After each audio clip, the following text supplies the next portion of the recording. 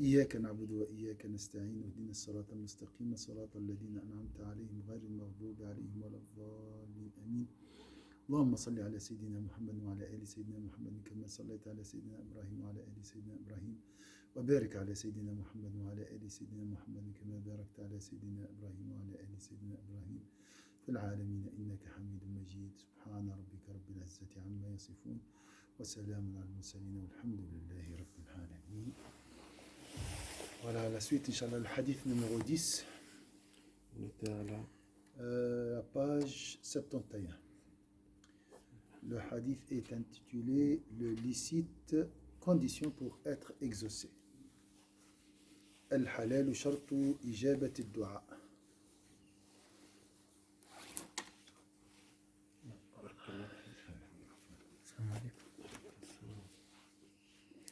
عن سيدنا أبي هريرة رضي الله عنه قال قال رسول الله صلى الله عليه وسلم أيها الناس إن الله طيب لا يقبل إلا طيبا وإن الله أمر المؤمنين بما أمر به المرسلين فقال تعالى يا أيها الرسل كلوا من الطيبات واعملوا صالحا وقال تعالى يا أيها الذين آمنوا كلوا من طيبات ما رزقناكم ثم ذكر الرجل يطيل السفر أشعث أغبر يمد يديه إلى السماء يا رب يا رب ومطعمه حرام ومشربه حرام وملبسه حرام وغذي بالحرام أو وغذي بالحرام فأنى يستجاب له. Sayyidina Abu Huraira rapporte que l'envoyé de Dieu sallallahu alayhi wa sallam a dit ô vous humains, Dieu est pureté et n'accepte que le pur. Il a ordonné aux croyants de faire ce qu'il a ordonné à ses envoyés et a dit ô vous les messagers, mangez de ce qui est pur et faites du bien. Il a dit aussi ô vous les croyants, mangez des choses pures dont nous vous avons gratifié. Le prophète sallallahu alayhi wa sallam a ensuite cité le cas de l'homme ayant fait un long voyage, ébouriffé et poussiéreux, tendant sa main au ciel et disant « Ô Seigneur, alors que sa nourriture est illicite, sa boisson est illicite, son habillement est illicite et qu'il a été nourri d'illicite. Comment serait-il exaucé ?» Je répète le hadith. Ô vous humains, Dieu est pureté et n'accepte que le pur. Il a ordonné aux croyants de faire ce qu'il a ordonné à ses envoyés. Et a dit, ô vous les messagers, mangez de ce qui est pur et faites du bien. Il a dit aussi, ô vous les croyants, mangez des choses pures dont nous vous avons gratifié. Le prophète sallallahu alayhi wa sallam a ensuite cité le cas de l'homme ayant fait un long voyage, ébouriffé et poussiéreux, tendant ses mains au ciel et disant « Ô Seigneur, alors que sa nourriture est illicite, sa boisson est illicite, son habillement est illicite, et qu'il a été nourri d'illicite, comment serait-il exaucé ?» Donc, le titre, c'est voilà, le licite, condition pour être exaucé. Ça veut dire quoi pour être exaucé? qu'Allah nous accorde ce qu'on demande. Voilà. Donc, manger de licite, consommer de licite est une condition pour être exaucé. Le dua, quand tu fais des invocations, par exemple. Les mots tayyib, la pureté et par extension le licite, halal. Le licite est donc pur par définition. Par contre, l'illicite, le haram, est impur. Cette impureté peut être physique, mais pas nécessairement. Donc le mot tayyib, la pureté, Dieu est pureté, ou une nourriture pure et par extension le licite. Le licite est donc pur par définition. D'accord? C'est plus global. Le mot taïb, pur, c'est plus global. D'accord? Tout ce qui est pur doit être licite. Mais, Le monsieur au désert, là. hein, Le monsieur au désert, oui. Il a mangé de licite parce qu'il n'avait pas autre chose ou il avait avec. Donc, il fait des invocations, il voyage, il est ascète, donc il est détaché de la dunya, il est un grand dévot, mais malheureusement, il consomme de l'illicite. Donc, malgré tout, Ça vaut tout pas. ça, son invocation n'est pas exaucée. Ok. Donc, il y a une différence entre le licite et le pur. Qui peut me faire la distinction entre les deux? L'un englobe l'autre, mais l'autre n'englobe pas l'autre. D'accord. Le-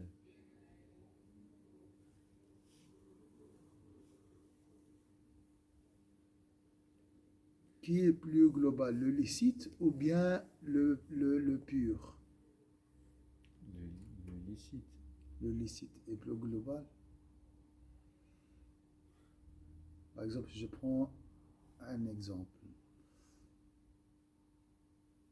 Entre le pain blanc et le pain intégral. Les deux sont licites. Licites, hein. Mais l'un est plus pur que l'autre. Le blanc Voilà. Le pain intégral est plus pur que le blanc. que le blanc, ouais. D'accord. Plus sain. Mm. C'est pour l'estomac, pour le Ah, ok, dans ce cas-là, ouais. Donc, c'est Parce clair. que ok. Ça, c'est pur. Et le Coran, des fois, fait la distinction entre ce qui est licite et pur. Mhm. Ayant fait un long voyage, sûrement celui fait pour accomplir le pèlerinage. Donc, imaginez un pèlerin qui a voyagé dans le désert, il est ébouriffé et poussiéreux. Malgré tout ça, voilà, malheureusement, son pèlerinage n'est pas exaucé. Pourquoi?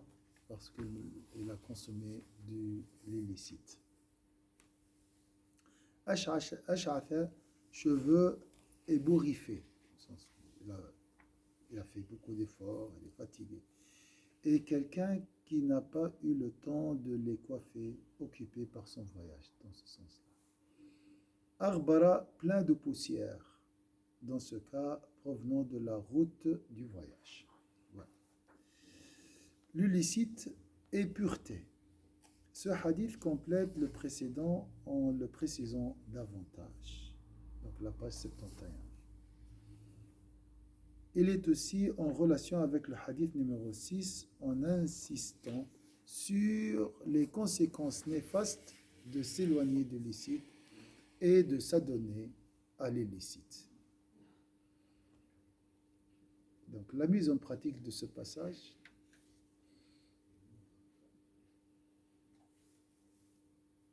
Tu as entendu ça?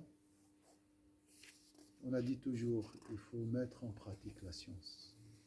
Ce que vous entendez, essayez toujours de l'appliquer. Avec le cœur, avec les membres, avec... Alors c'est bien.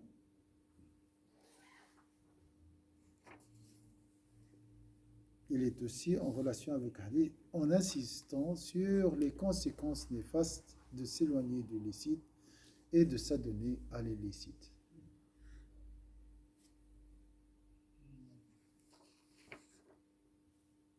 Donc les conséquences de l'illicite sont néfastes. Néfaste, oui. D'accord? Mhm. Et le licite est une pureté. Alors tu demandes avec ton cœur, oh Allah, protège-moi de l'illicite. Voilà. C'est ça la mise en pratique. C'est ça la mise en pratique. Fais un dua, Inch'Allah.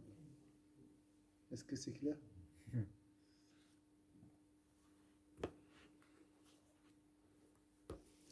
La tête n'est pas un magasin où on stocke les informations. c'est pour la vie. La science, c'est pour l'utiliser. C'est un mode d'emploi. Il nous montre comment vivre, comment mieux vivre. Dieu est pureté.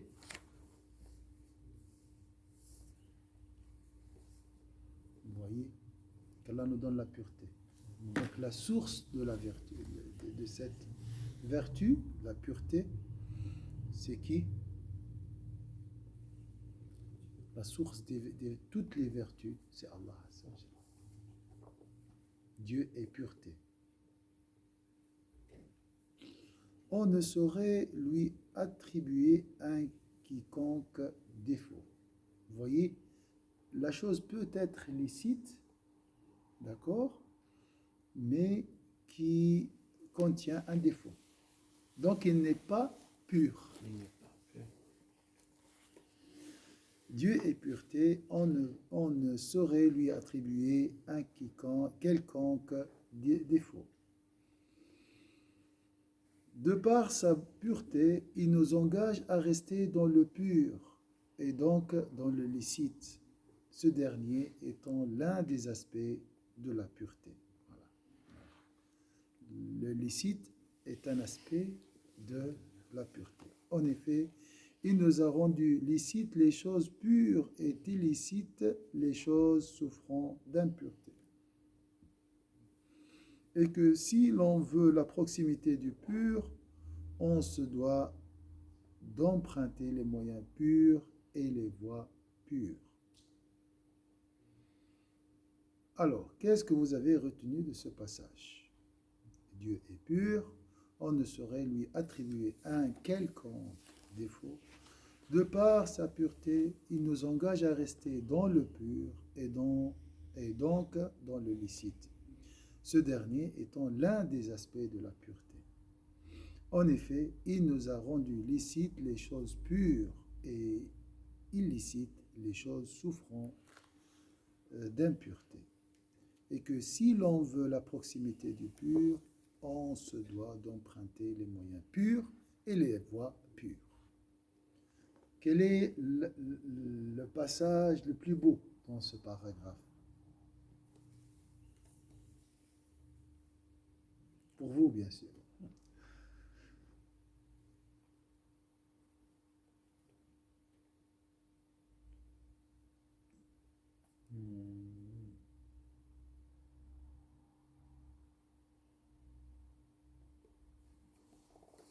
Il y a pas mal, hein. Ouais, c'est tout, presque. Tout est beau, hein?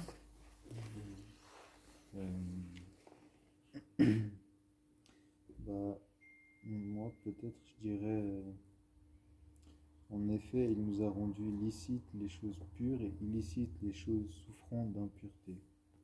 Voilà. Très juste. C'est pas mal. Oui. En fait, il nous a rendu licites les choses pures et illicites les choses souffrant d'impureté.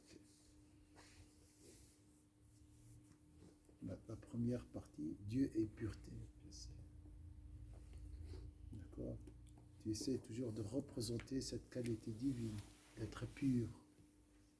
La pureté, c'est la sincérité physique, la pureté physique et la pureté aussi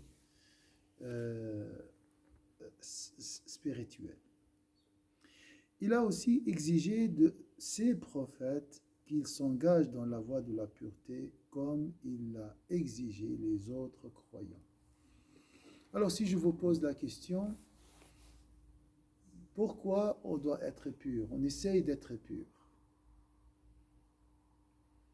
Parce que Dieu est pureté. Il est pureté, on nous a aussi ordonné. Dieu nous a ordonné, d'être pur. D'accord? Ça c'est le tronc, on travaille ici la conception. Et tu dis ça, tu enseignes ça à tes enfants, tu dois être pur parce que voilà ça.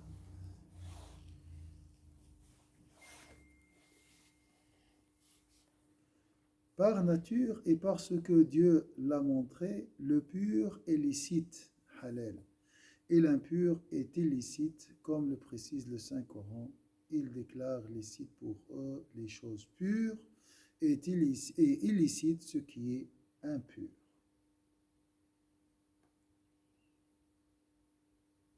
D'accord? Des fois même on pose la question, pourquoi je mange halal? Pourquoi je consomme halal? Pourquoi?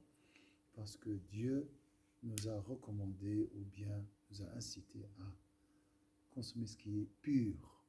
On a dit, le licite, c'est quoi? Le licite, c'est un aspect La pureté. de la pureté.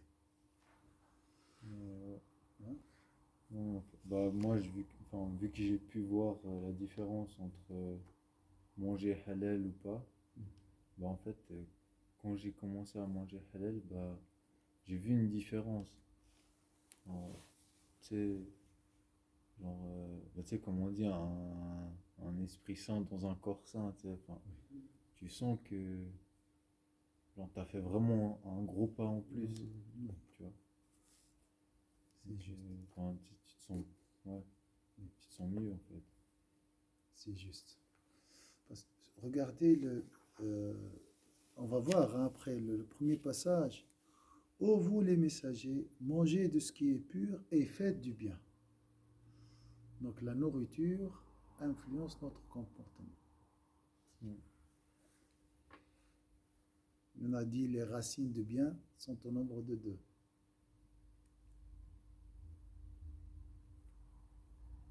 La bouchée et la fréquentation. D'accord? C'est des choses qui nous influencent directement ou indirectement. L'exemple donné dans le hadith pour montrer l'importance fondamentale et essentielle de la pureté et donc de la laïcité est double ici. Je répète, l'exemple donné dans le hadith pour montrer l'importance fondamentale et essentielle de la pureté et donc de la laïcité est double ici. Les croyants comme les prophètes sont astreints à rester dans le licite. Regardez. Allah a ordonné aux prophètes de manger le licite. Hein, vu l'importance de manger des choses pures. Toute demande adressée à Dieu ne saurait être exaucée qu'à la condition que le demandeur baigne dans le licite, s'éloigne et s'abstienne de l'illicite. Toute demande adressée à Dieu ne saurait être exaucée qu'à la condition que le demandeur baigne dans le licite, s'éloigne et s'abstienne de l'illicite. Alors, quelle est l'importance de manger pur et licite et pourquoi c'est important? Pour deux raisons ici.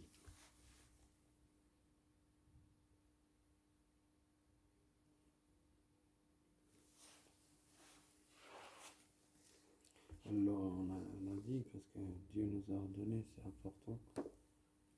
Et il a ordonné en même temps aux prophètes. C'est ça l'importance. Les prophètes sont purs. D'accord? Ils sont purs. Mais malgré leur rang, Allah les a ordonnés de manger licite. Comme si même les prophètes peuvent avoir le corps corrompu à cause de l'illicite, s'ils consomment l'illicite. Vous voyez l'importance? Deuxième chose qui est très importante dans notre vie, L'acceptation des prières. des prières. D'accord? Voilà la première partie, le licite et pureté. Alors, avant de commencer, Inch'Allah, et commencer le nouveau chapitre, demander à Dieu le pur. Je vais juste m'arrêter et enregistrer. Oui, tu peux.